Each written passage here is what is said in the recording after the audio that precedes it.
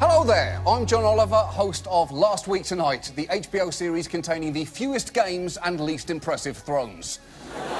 We are off this week for Memorial Day, but we wanted to briefly check in to run a new segment by you, because on our show we often ask the question, how is this still a thing?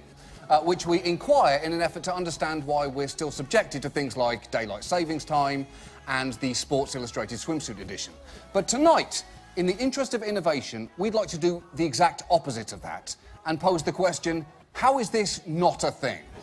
Because while there are many things in this world that should no longer be things, there are also many non-things that should absolutely be thingified, brought into the thingsistence, if you will. You know, like an all-dog version of the Blue Man Group. Or, exactly. How is that not a thing?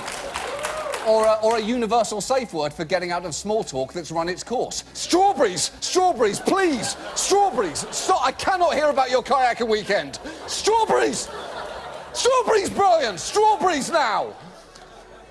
But we don't have either of those things, nor do we have a way to wink without looking like you're proposing a threesome. Or Ambien, but for getting through the part of the day when you're awake. And I wanted to know, why not? Just as I want to know, when is science going to get around to inventing a biodegradable treadmill that starts to break down after a month of misuse and disuse?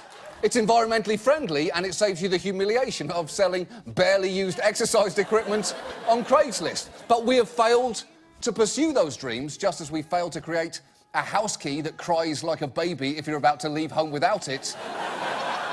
And perhaps most frustratingly of all, why do we not yet have bread pants? Which are, of course, sweatpants, but made of bread. In my experience, if you're wearing sweatpants, you're probably concurrently eating something messy like a big plate of nachos or a fistful of hummus.